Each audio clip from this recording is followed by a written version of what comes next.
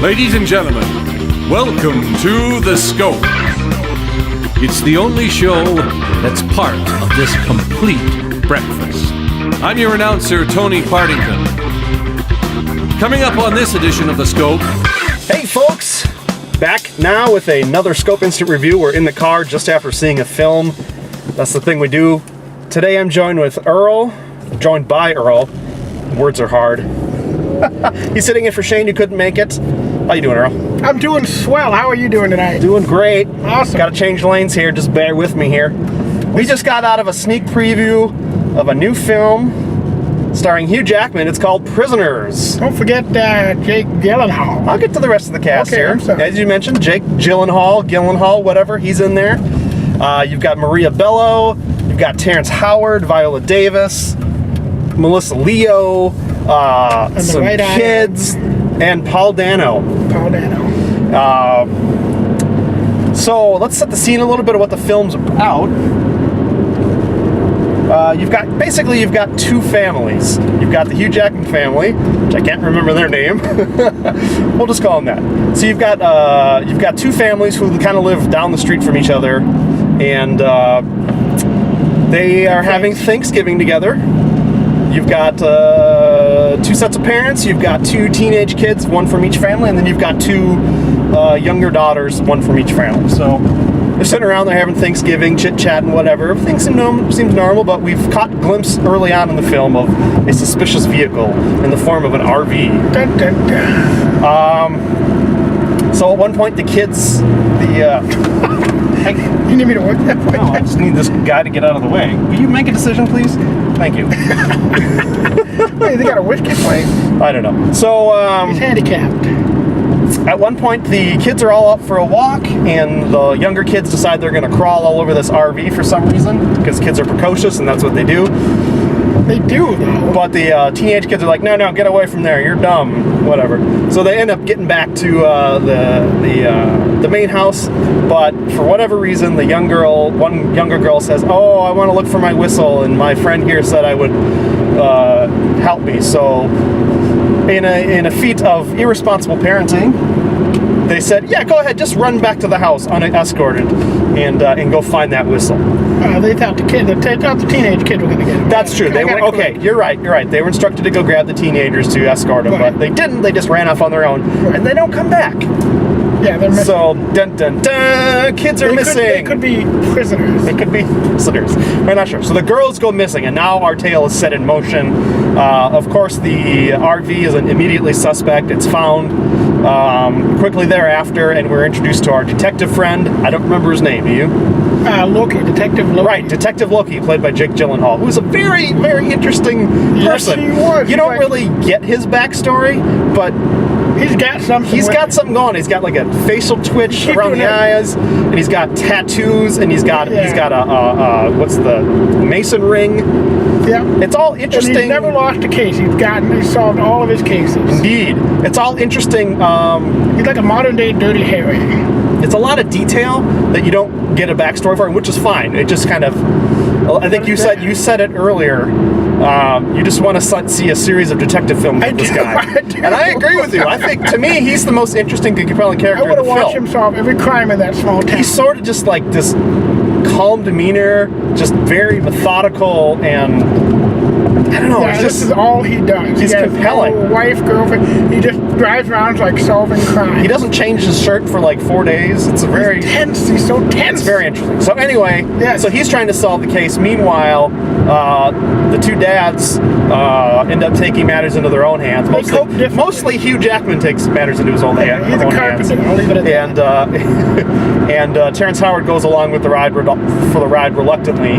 And I don't think we want to say too much more about it as far as the storyline goes, because in a nutshell, right here, this is the point where like a million different things could have happened, right? And you don't know who to trust. I won't lie, for a little bit I thought, just the way the intensity that Jake played it, sure, I thought he might have had something involved. I was going for maybe a giant cult ending. I think they did a decent job of not giving away right away who is responsible, and sort of maybe throwing some red herrings out there or some misdirections. But I think there are some cases where if you're paying attention, you might pick up on some clues. Right. They may not all fit together right away, but I think if you pay attention, you'll pick up on some information that could be useful later on. So, what do we think about the performances? I thought the performance was good. I thought everybody brought out the best they could. I mean, this was the director. Some French guy. French name. We don't know what his name was, but something. You want to mention the poor intern who was in charge of the screening was compelled to read some sort of comments about how this was his artistic vision, and he if you don't like the film, blame him. I'm not really sure why, or if he's just being pretentious, or what the deal is. But I think it would be apologetic. I don't know, but this isn't Sundance.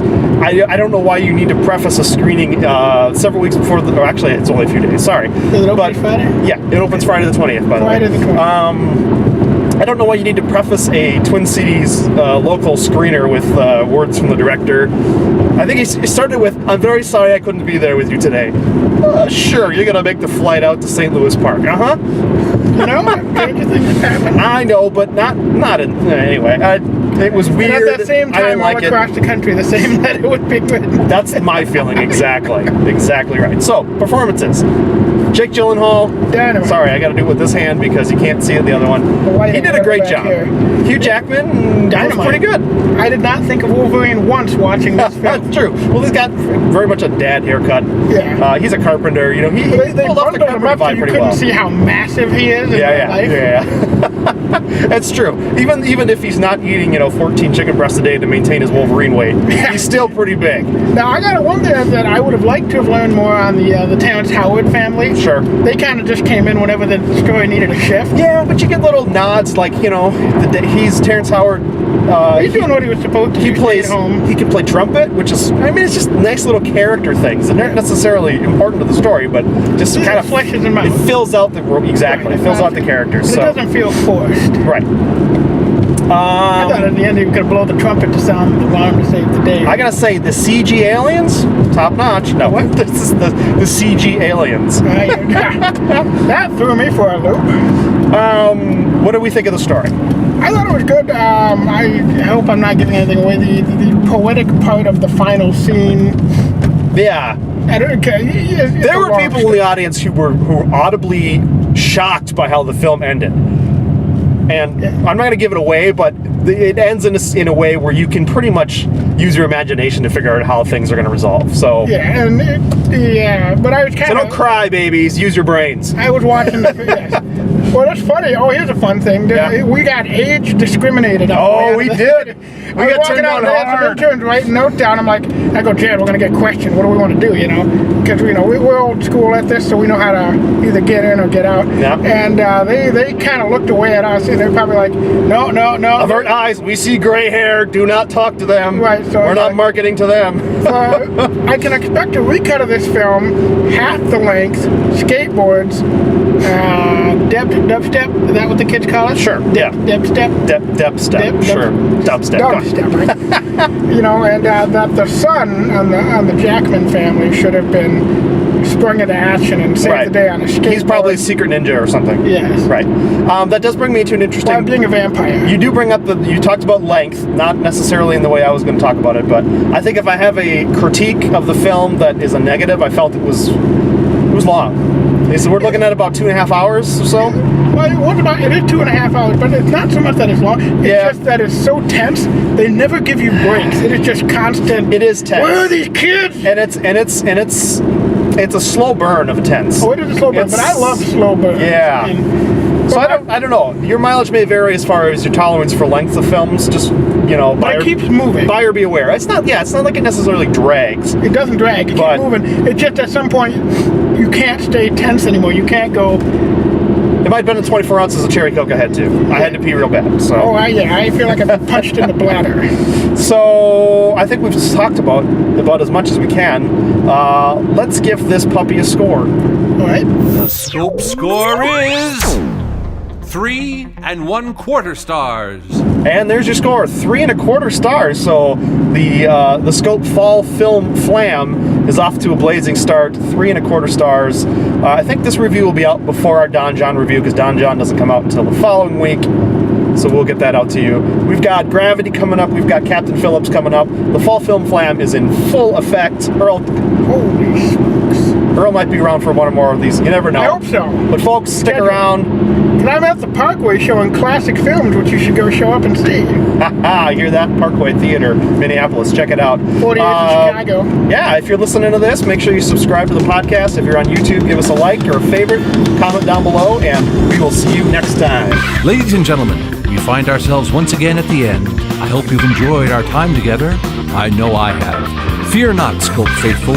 Days shall pass as if they were but a moment, and Jared, Adam, and Shane will return with another thrilling episode. Until then, send your comments to comments@thescopeshow.com or leave a voicemail message by dialing 612-21-SCOPE. That's 612-217-2673. Thanks for listening, faithful fans. This is Tony Partington saying arrivederci. Tune in next time to another terrific edition of The Scope.